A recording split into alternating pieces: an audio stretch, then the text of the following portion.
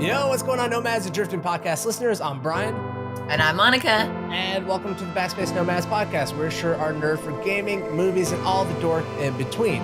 It's August 5th. This is episode 68 of the podcast, and we want to know what is not going to exist in gaming in a decade.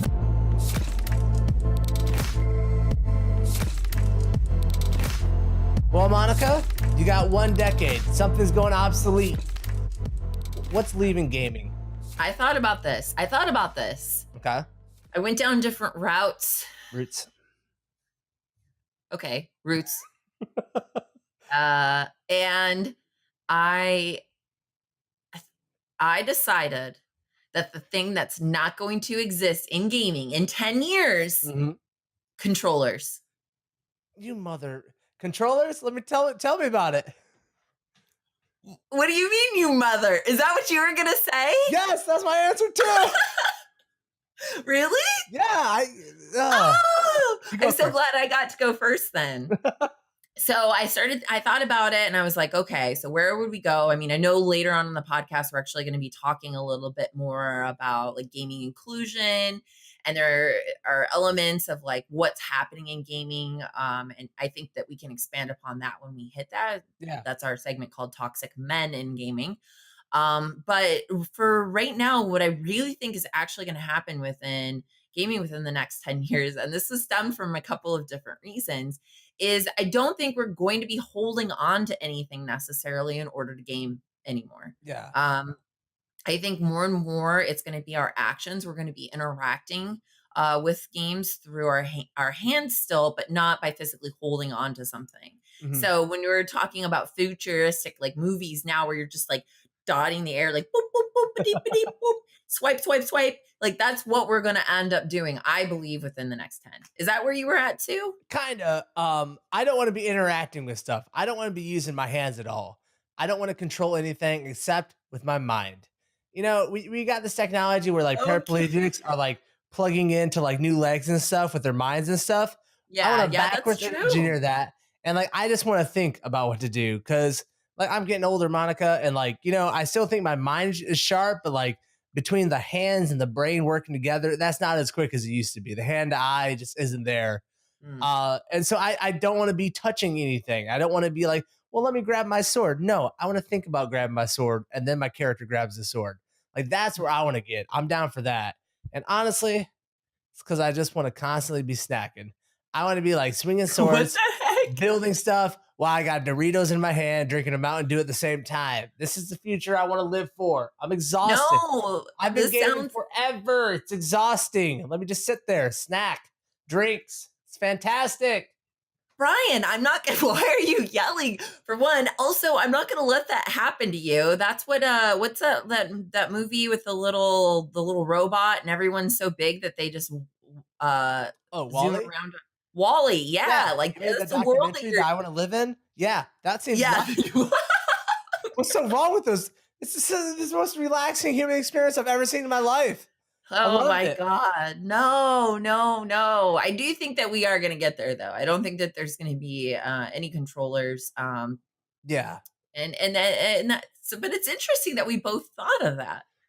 I think it's because we suck with controllers.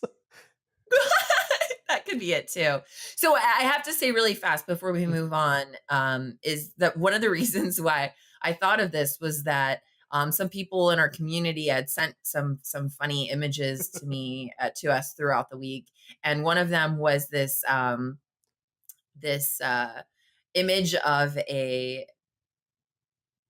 something that's being invented, where they're trying to say that the way that you're going to interact with commercials will be like a video game experience. And so in order to get rid of a commercial, you may have to talk to your TV and interact with your TV. And so in this diagram, they are saying like McDonald's, burger. And and it says to end the commercial, say McDonald's. And in the figure, the guy stands up and he puts his hands straight up into the air and he says, McDonald's, in order to end the commercial. Now this is for, this idea, but it started making me think about it. I was like, man, if that's what they're intending for commercials, Like, there's no way we're going to be holding onto a controller. Yeah, no. And if Yeah. that really is going to happen with commercials, we live in the worst timeline. That's just unbelievable. I can't wait to stand up and scream McDonald's with my hands in the air after this patent takes place and starts getting pushed out. For the love of God. Well, let us know what you guys think at home, nomads, in the YouTube comment section below or on our Twitter about what you guys think is going to be obsolete from gaming in 10 years. Because I was thinking about a few other things. And I wish I would have gone with them now because the controller just seems so like obvious. I feel really bad about that. Oh, it's okay. I was going to go gaming companies, but that was me. Whatever. Let's move into our first topic for the night, though, Monica. Let's talk about one of the hottest articles I've ever seen pop up on the internet, the tutors for Fortnite. From a Variety article that we're pulling for specifically, but let me tell you, once I Googled this, there was like 6 to 7 other web pages that like tried to grab this for like a headline. Right. Parents are now hiring tutors for Fortnite, charging about $20 an hour.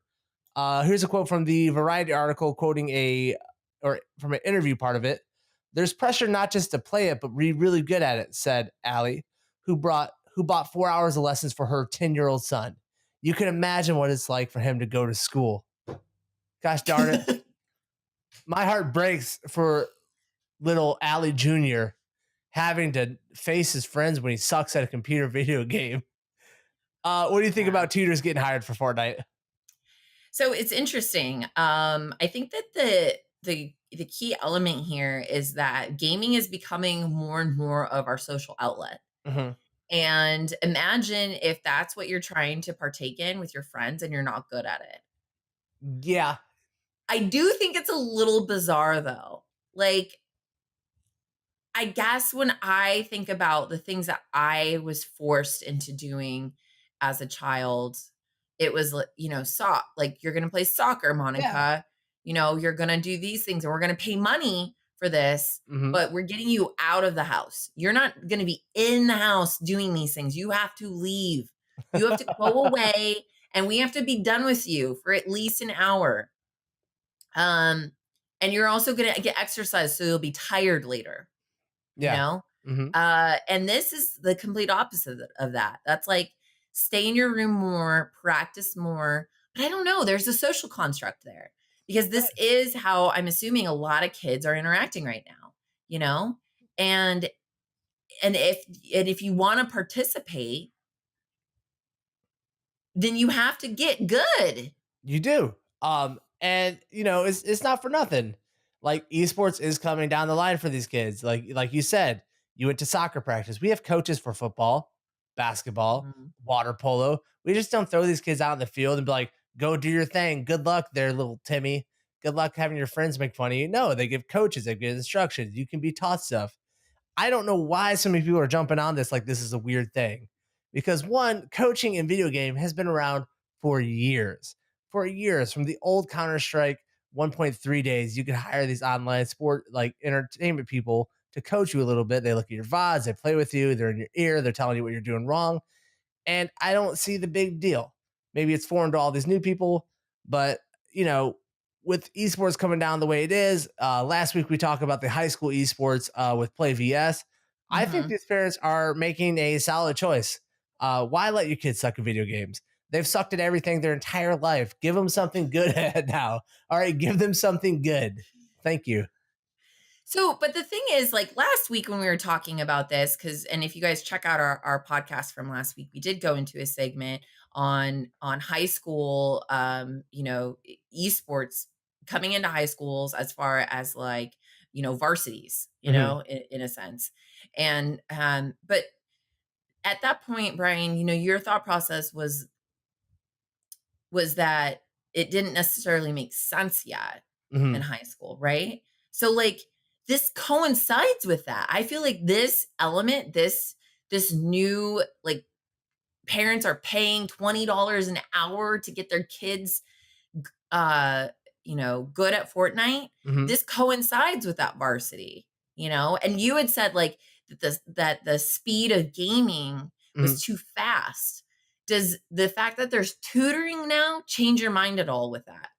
Ooh, I hate to be quoted by myself, but I guess it does a little bit.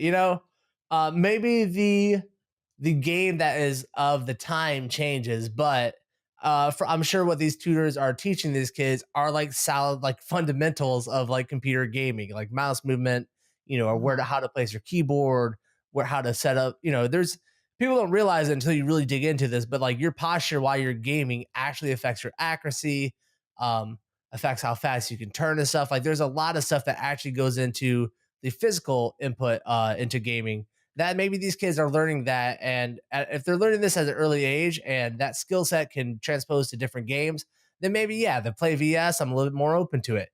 My kids aren't going to be, embarrassed the first time they join these esports. They're going to have a little know how. Mhm. Maybe some future college recruiters will be like, oh, I see what you're doing here, Brian. You got your kid some little bit of tutoring when he's younger. Now it's starting to pay off. Yeah. Like I did. I'm with it. Yeah. How much I you know, how it's just much you want to interesting. pay if you had a little Monica running around? What would you like your price range be for a tutor? It's weird because my initial gut, and this is only because of how I was raised, like this didn't really exist when I was young, is to Mhm. go, screw that, I'm not paying for that. But in reality, I mean, I think that I would, and I don't know how much I would pay. I assume I'd pay the same as you would pay for like piano lessons or whatever, you know? Okay. I'd probably pay a decent amount. But then there'd be an agreement where you're gonna go to your tutoring session, and then you can play Fortnite when we get home. But on the way home, we're going to a park and you have to run yourself ragged for a good 45 minutes. Why do you gotta be well rounded? Why can't you just be all in on this? This is an exciting moment for kids. Play Fortnite until you fall asleep. Don't bug I me. I just Papa's want watching the news. Okay. I just want my children to know what an elevated heart rate's like. That's not based off of anxiety. I was just gonna say, have you not been in a top two situation in Fortnite? It's stressful. Hands are shaking. All right, hands are Yeah. shaking. I don't know. I love the idea. I I don't know. I really the back of my head now that like esport coaches are a thing. I just can't wait for the movie to be made where like the washed up esports player is like Oh my the gosh. coach, and like he comes back and puts five ragtag esports players together. You know it's gonna happen. I'll direct it. I'll put the money up. You know, Let's do it now. I mean, we're recording a podcast, but like, I'm down to stop Oh, this. I mean, yeah, after the podcast. I mean, we're just gonna talk about No Man's Sky next. Whatever, who cares? When we can Yeah, make who a cares? fantastic movie for everyone to watch and enjoy. All right, our first Backspace Nomads film is gonna be a rags to riches video game esports movie. The esports guy's like, he's just a drunk, but all he drinks is like balls energy drink. Yeah, That's G Fuel. oh, just G Fuel nonstop. Yeah, yeah. All right. Let's move on to our next segment for the night. No Man's Sky's Unlikely Redemption. If you remember, Monica, about 2 years ago, there was a little Yes. game called No Man's Sky that was released to the public. And it is hard to imagine a game that had so much awkward hype leading up to it because this thing was like blown out of the water. It was supposed to revolutionize procedural generated games. They aim for the galaxies on this one. Uh, I even remember the developer being on the Stephen Colbert show promoting this game. He was a sit down. He made it to the desk. He was a sit down guest or a sit down Wow. guest at the desk to show this game off. Like this game was like everywhere, and then it got released. And the game just they kind of delivered on most of the promises they made, but the game just ended up not being that fun. This thing that was supposed to have like countless planets and countless species that were all unique really Mhm. seemed like there was only a handful of combinations. Like, here's five ears and here's five noses and here's five awkward like leaves on the animals. Everything felt like the same. And it was one of the worst received games I've ever seen. The amount of hate. Do you remember the amount of hate that this game I got? do. And what's interesting is I wasn't really following No Man's Sky. I wasn't that interested in it. Thank Mhm. goodness for me, you know. But I do remember the outrage. And anytime there's a good outrage, you know, I like following that. I don't even need to You're an know what they're outrage chaser. outraged about, but I love reading the angry tweets, you know, Yeah. like it gets me going. So No Man's Sky provided countless tweets and social media injustices that I got to follow and read about, and it was a hefty response. Yeah. I remember like I don't think these developers are ready for people to like really play their games. Cause I remember a lot of like, someone who's like trying to make a well-rounded argument said like if you played this game casually, you're fine. But if you actually like tried to like play it like a real like gamer, that's when you Mhm. ran into like not finding the things you wanted to. But like the greatest redemption story in history, No Man's Sky has risen from the grave, Monica, with No, their biggest no. update yet. Oh, tell me about this. No Man's Sky. Wait for it. Okay. Next. Ooh, got us on that one. So they released an update probably about 2 weeks ago to this game. It was a free update. They've been like gradually updating the game ever since its release, but this was like the big one. Like it's a big coming out update. Where apparently the entire gaming industry in playing public is in love with No Man's Sky again. This thing is back on like the top of like the Twitch list, the Steam sales list is back up there. All the negative reviews are starting to turn around. And Monica, it even got me to purchase No Man's Skies and check it out a little bit. I have been Y- playing No Man's Sky. Okay. Let me tell you, I feel like I'm playing it 2 years ago. I am not enjoying this game at all. I don't know if I'm doing it wrong, but this thing is just horrible. What do people see in the redemption of this game? Because I see nothing. Like all you do is grind. Like you gotta like mine rocks by shooting a laser beam at it, mine Yeah. plants, and that's all you do. And then you stick it into your ship, and then you go do the next thing where you gotta like grind for more minerals, and then Well, stick it in your ship. Well, I'm letting you know that not only do I love games where you just have to, harvest elements. I'm a big Harvest Moon fan. So, this might be my game. It's Oh, like just collect things and keep collecting, you know? so I don't know if I'm just not deep enough in this game because it feels like they've done a full on, turnaround. You can, if you want my Steam account, feel free. You can log in. I'll give you my information. I trust you a little bit. Uh, And you can like farm your heart out because that's all I've been doing. I think I've put about like 6 to 8 hours in this game so far, Yeah. and I claimed like a broken down ship, and I still haven't gotten it to take off. And I used to have an old ship, and then I accidentally took off, and that was all my launch fuel. And so now I have to farm more launch fuel to launch again. It is like Oh, mind numbingly, I don't know. But I think what's a really impressive point behind this is that a developer actually like stuck to their project.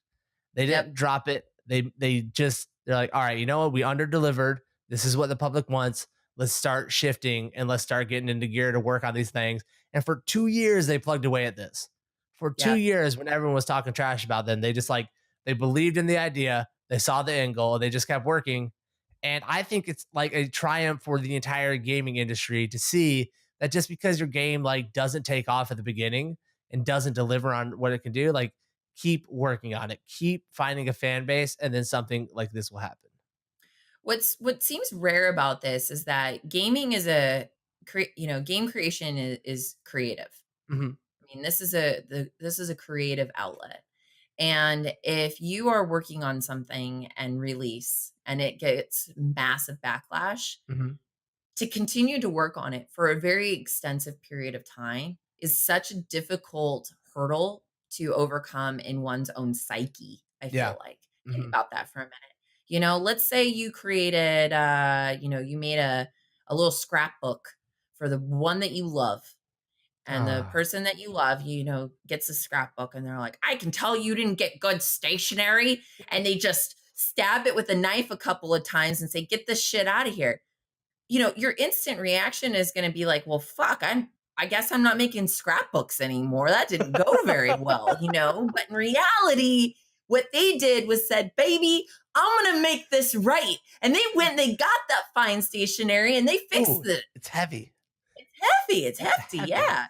So I think that just like on a base level, accomplishing something like this after there's no guarantee. There is no guarantee that all of that work was going to be for anything. Yeah. And that is something that in general is just rare within humanity. Yeah. But I think that Went deep what on is this one. being found more and more with gaming is that the groups and the communities that go behind games do care. There is still a dialogue there, even if the dialogue seems cut off. We talked actually about this a little bit too on our last podcast. We did.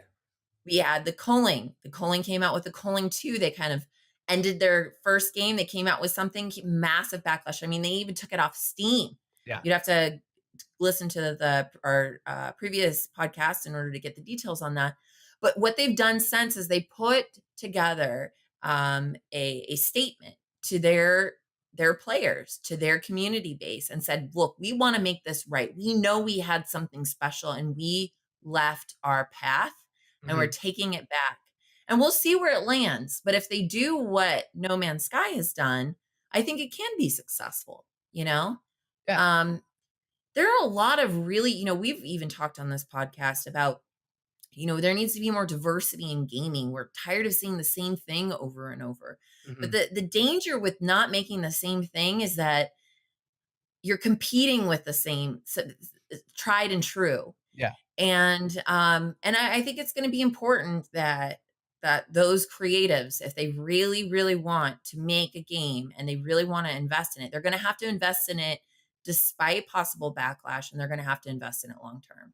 It will. And I think I love what you're talking about before with like the sense of community, because there was like a core group that stuck with like No Man's Sky, and there is a core group that stuck with the Calling.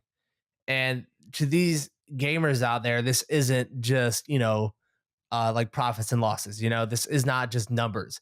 To them, it's the time invested in this, the friendships that they made. And for developers, I think this is a huge lesson for them that like if you lean into those people who almost understand your passion, right?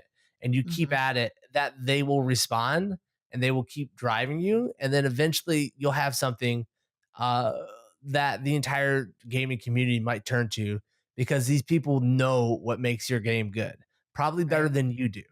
And that you should be listening to these people and you should be like taking a lot of feedback from them. And even if they don't like things you're trying, just understand that like they're there for you in spite of what everyone else has been. Like, how many people, like if someone came up to me and said, oh man, I've been playing No Man's Sky lately, I'm like, dude, why are we still friends? Why are you sitting next to me? What's wrong with you? Are you mental, bro? Like, I'm a real adult. I got problems. You're bringing No Man's Sky to me. And those type of people sit there and like continuously play these games in spite of everything, in spite of the community's backlash on Twitter, like you were saying, everything. So I love that. I love that about this story. I'm going to keep trying No Man's Sky. I'm going to see, maybe I feel like I'm playing it wrong.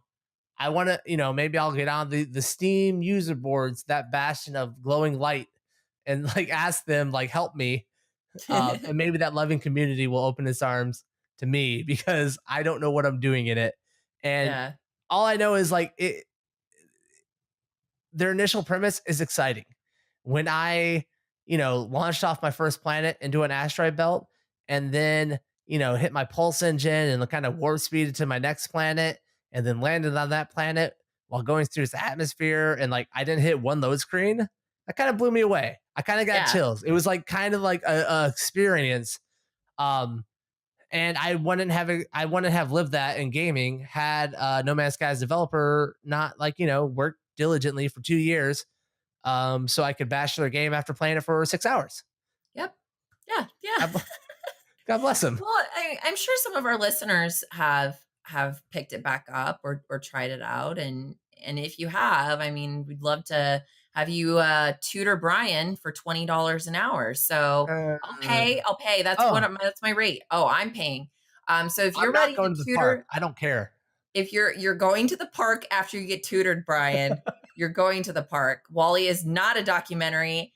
It is a Disney Pixar film. Okay. Documentary. Whatever. If you would like to tutor Brian for $20 an hour at No Man's Sky because he doesn't know what he's doing, let us know. And also just let us know what your feedback and your thought process has been on the entire endeavor. Ooh. I love that you use endeavor because that's a space term. Good job, Monica. Let's go to break real quick though, and when we come back, we're gonna be talking about Polygon's article and the toxic men of gaming. Not the toxic men of gaming. That's you, Monica. All right, be right back.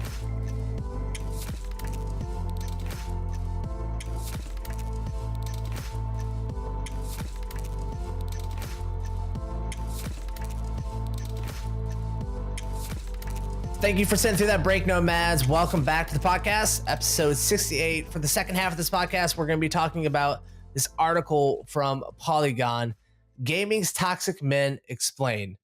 This is a fantastic article. It's a really deep read. It's by Colin Campbell, and it is probably one of the most well put together collection of thoughts on this topic of gaming and like the toxic men that are involved in it.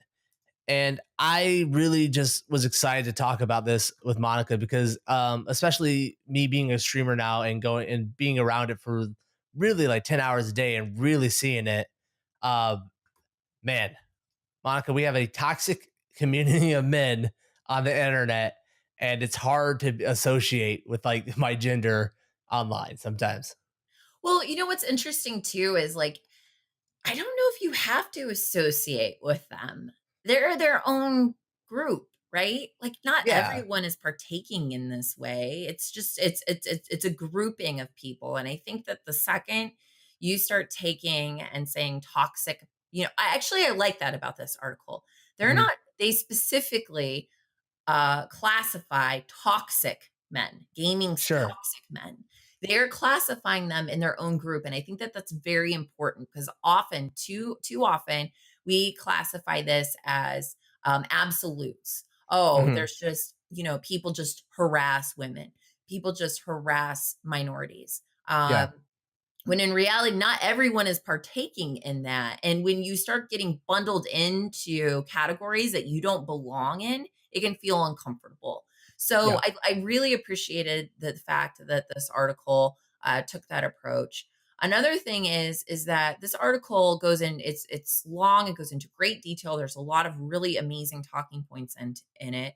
But it really did not want to just say more like, hey, this exists, or hey, we have a problem here. For the most part, I think that a lot of people understand that there is a problem. If they don't believe that the problem exists, they at least know that certain people do. So what the focus is that they're asking where these toxic men are coming from.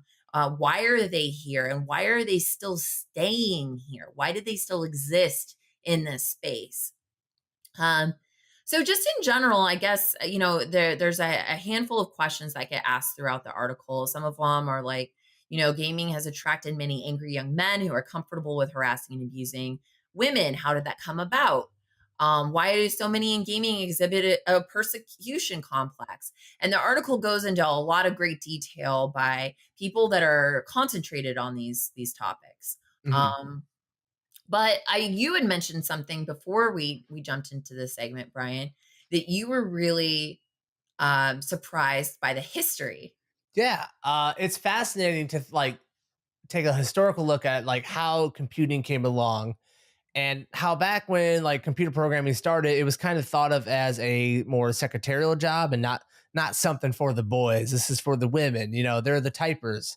The boys like to go out and have fun and be creative and stuff. Well, the boys were creating hardware back then. Yeah. And that was seen as like, that's like the creative element with computers was the hardware, creating the hardware. But like the programming wasn't seen as creative. Yep. And it was just something not for us. And then all of a sudden the society changed where like they were looking at a program and like, oh, look at how we can just create all this stuff and be creative with it. And like us as dudes, like we always do, like we jumped all over that and we claimed it like it was the moon. And like we picked all the females and like took all the credit away for them for the programming stuff to do. And so that was kind of a framework to begin where like men, uh, when you're talking about the history of men in this country, you're mainly talking about like white men, Mhm. um, have claimed the computer lifestyle and programming kind of for dudes, and like this is our thing and this is ours, Mhm. and that to be like the kind of framework to like begin with like was completely fascinating, and like I never even realized how much like we kicked women out of it, even though I've you know read countless stories and seen movies and documentaries on like the women of NASA who were actual like computing programming geniuses Mhm. who were not given the recognitions widely that they deserved. Right. Yeah, it's interesting, and I think that the history. So this article just frames the history behind it for a very specific reason, and that's because it's to say that we've moved away from that Mhm. original history. That history is not known anymore, and the inclusivity that is being trying to be achieved now. Um, um it shouldn't be that difficult because we were once there, we once Yeah. participated in this. So I guess a couple of things, rather than knock through everything this article touches on. It's a great read if anyone's wanting to kind of come at something with a little bit of an open mind, or learn more about a topic that they're interested in. It's a great article to go through, but I think that there were a few elements of it that really stuck out to me. One of the things that I feel happens all too often in any type of argument like this is Mhm. that you get to see the side, and you side with the side that you're most comfortable with, right? And that is a push you that's pushing the people that you're not connecting with further away from you. You Mhm. are establishing your own core belief system even deeper, with people that also back you up. You are basically getting your rallying cry out there. Mhm. And what I didn't think that this article did was say that these men, necessarily have to be, you have to be combative with them. So there was a couple of elements from this article that I pulled out that were really important for me, because in general, I feel like I've lived a lot of these things. So I'm not Yeah. necessarily going to learn about hearing people talk about it because I've experienced it. You're But definitely a trailblazer and being harassed by a toxic gaming man. yeah, I am. But what I liked was getting more so in the mindset of this community. And there were Mhm. some really amazing quotes that I'm going to say. We should likewise be talking about what it means. So this is in response to like women, the sexualization of women in games Yeah. and everything. One of the things, as they were talking about this topic, that they talked about is that in gaming, males are often dehumanized. Mhm. They are looked at as violent objects. And those things are interrelated, especially as they're manifested in gaming. So while women might be sexualized, men are treated and looked at as violent oftentimes in gaming. And Mhm. that's something that I actually have not read. Complaint makes total sense to me, but something I have not read. And they were talking about how that can, perpetuate a problem. Mhm. Well, sure. Like, you kind of, if when there's a big villain in any kind of video game, there's is going to be a segment of the people who kind of side with like the villain, and like that evil role is kind of appealing to them. So Mhm. them being like this, big what's the Zelda, Ganorf, people, he looks like a troll, and people like relate to him, and then they just become that like trolly, disgusting person and personify that through themselves. Right. Um, and so I'm down with that idea. I also I love the idea in the article how like if you want to talk about like one of the biggest, most famous, and frankly like strongest characters for women in gaming, it would be Laura Croft, who is like hyper sexualized. She's got like massive boobs, whereas shorts are way too short for anybody who's actually going to be trying to raid a tomb. Okay. Like those things are not comfortable. Like you're getting scratched up. It doesn't make any sense. And that is what like a worthy woman looks like to a man. Like that's like the qualifier for a worthy woman in gaming. That has been the standard, I think, up until very recently, I think with indie games pushing these kind of more normal looking women to be these kind of heroines and stuff. Mhm. Uh, and before that, like Princess Peach. Oh man, just a helpless princess needs saving by some ugly looking plumber. Uh, like I can. It sounds crazy, but when you start to like put it in a framework of like this actually formed a toxic culture, it makes so much sense because that is the way men online are treating women. Like you're either like a little girl who needs help in gaming, or you're the thing for us to like, you know, just be berated with whatever we want to say to you because we've played characters like Laura Croft and like we control that woman and we can say do what whatever we want to her in the game. You should be accept that from us as men. Right. It's interesting because that toxic community that exists, I don't think that that those people always target women, but I do Mhm. think that that there is more of a view there that women are going to want more help with games. Women are going to want. I definitely had a lot of experience with backseat gaming. Look, I don't Mhm. care if I'm having a really tough time with a part in a game. I'm going to get better at this. Yeah. And there be so many comments if somebody was trying to help me, and I was like, stop, don't help Yeah. me. I have said this multiple times. And then it just gets nasty. It's like, oh, well, you suck, you whatever, blah, blah, blah. Like it's like, let me help you, or like I'm gonna be angry at you. Yeah. Um but another few elements within the article that I really hit home for me. And this is quoted: psychologically, I understand that it's easier than saying, oh, I'm part of a privileged group and still things suck for me, because that makes you more of a loser. I can't get what I want. And also, I've got it better off than anyone else. That's not a comfortable thing to have to accept. Yeah. Hmm. And there's another quote that I feel like piggybacks off of this a little bit. It's really hard to get people who are making minimum wage and struggling financially to understand that they have structural privilege compared to other groups. Some people see programs like affirmative action and attempts to create gender parity, and they think they're being unfairly excluded. I those two uh, those two sections of this article really hit home for me, because I Hmm. do think that that is really important. These the a lot of the no one becomes toxic without feeling harmed.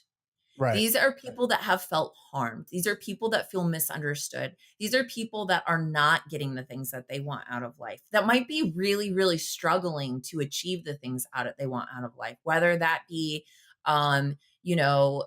financial security, whether that be relationship or emotional security, and I'm not saying that that gives them the right in order to go online and harass minorities, harass women, or harass other, white males. I mean, because let's Right. be real, some of them are doing that as well. Hmm. But that it doesn't give them the right. But I do think that what it does is it gives insight into how to interact. How should we be interacting with us toxic community? Hmm. Um, and I guess that's what, like I said, you reading the article, there's a lot to unpackage there. But what I also found is that towards the end of the article, when they're talking about what do we do, what are the next steps, you know, Yeah. they kind of, most of the things that were talked about, like, are things that are already happening, creating more characters that are more diverse, focusing on that. That's going to continue. But what can we be doing as a community? Because this was more aimed, like a lot of the suggestions were more aimed at, I mean, it's going to take the corporations, it's going to take these like big powerhouses. What can we be doing as a community Hmm. to limit this? Do you have thoughts on that, Brian? I do, because I'm one who I deal with this stuff every day, like for my job now. And I deal with trolls. I deal with people who come to my channel, and quite frankly, it can be very like casually racist and not realize it. And really, I'm like, what are you doing? Like, you don't understand, what you're saying and stuff. And like sometimes they do, and they know what they're doing.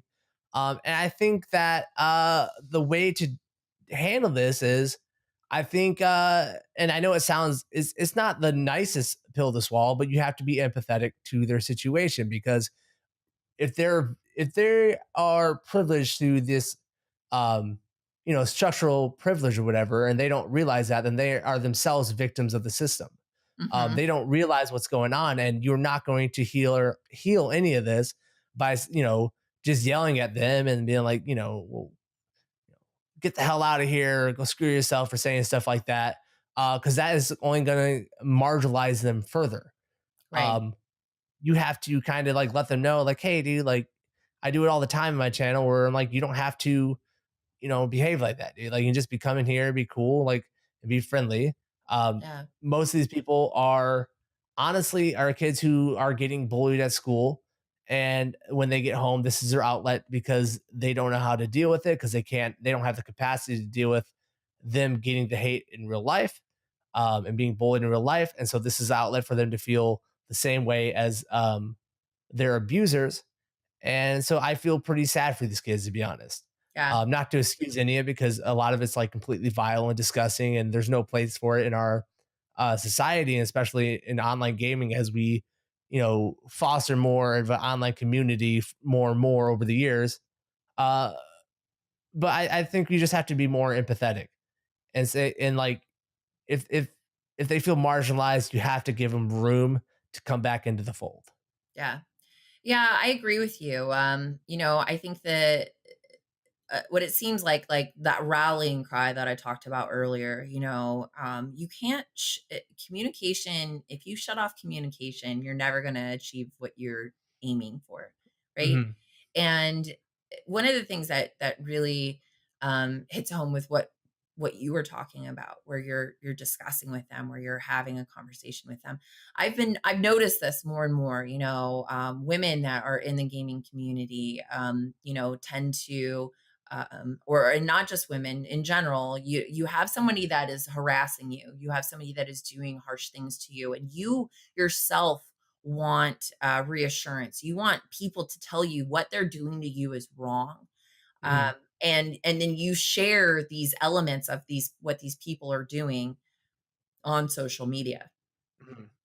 What I have seen happen time and time again is that you get a lot of support. There's a lot of support that comes in. There's a lot of, hey, this is wrong. And then there's a lot more of harassment of that particular person if Yep. that name is shared, if the name Mhm. is shared. And in best case scenario with this, they delete their Twitter, or they disappear from your life at that time, and you feel this kind of sense of like, oh yeah, I got rid of them. I now have the power. But in reality, the only thing you're doing with all of this is pulling further and further away. And while I would say that, the person that's doing the harassing is more in the wrong than the person that's trying to get help from the harassing, it's still in the same vein. And that might not be a popular opinion, but I truly believe that it's in the same vein. I do not think that the way that you can help this is by, for one, Yep. giving the attention to the people that are bothering you. I know this sounds, I'm quoting my mom here, but like, you ignore the boys that are teasing you. Ignore them because they want a response from you. Yep. And what better response than 50 retweets and like a couple thousand likes and getting lambasted? They might get rid of it because it might be too much for them, but holy hell, they got exactly what they were wanting. A Mhm. lot of attention, a lot of knowing that they got under your skin. And it's not easy, but I feel like what I don't see a lot of. So what my solution for this is actually not to necessarily go back and say, well, let me have a deep conversation with you as you have texted me bitch 50 times over and over. I don't know Mhm. that I'm going to have a deep conversation with that person, but what I think we can do is share the elements of the people that are treating us well, the people that are treating us in a way that we want to be treated as gamers, as humans, and sharing those elements, sharing Yep. those stories more, because that's inspirational and that's teaching others that are not getting that attention how to get it, by being kind and by treating others the way that they ultimately do want to be treated. I agree with you. I think too often like we go for that quick like reaction feel good moment because like you put the spotlight on the harasser. But what you're saying is it's the hard road, like it's the hard work. But I think like this article points out, we're not getting anywhere by just saying, well, there's toxic stuff in gaming. Here's what it looks like. We're not getting anywhere as a community by doing that. This has been a thing for the last 5 years, especially since the development of like live streaming video games and YouTube videos and more active community involvement in real time. We're seeing more and more of it. And like what you're saying is like, it's the hard work. And that's what you got to do if you want to see any kind of change within this community. And I think you're right. Putting spotlights on like the good stuff, retweeting good community interactions, and showing these people, well, if you actually want attention, do good stuff. Just be cool. Yep. Like, stop worrying that like, I'm playing a female character who's wearing a cup A. It's fine. Yeah. She's cool. Yeah. She's saving the world. And her back doesn't hurt while she's doing it, okay? It's fine. I think it is on all of us to create our own boundaries, and then not only to just make sure that you are having others, pay attention to what your boundaries are, but if your boundaries are broken, rather than lashing out, rather than, brutalizing the person that has broken that boundary.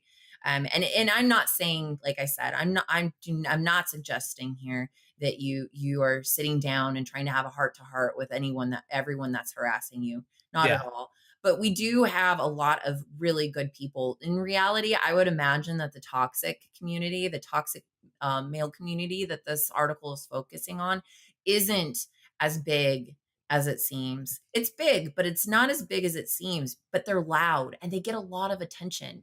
Yeah. If we just flip that on its head, there's no attention there. And in reality, attention's needed. These are people that are hurting and they want attention. And this is how they know how to get it.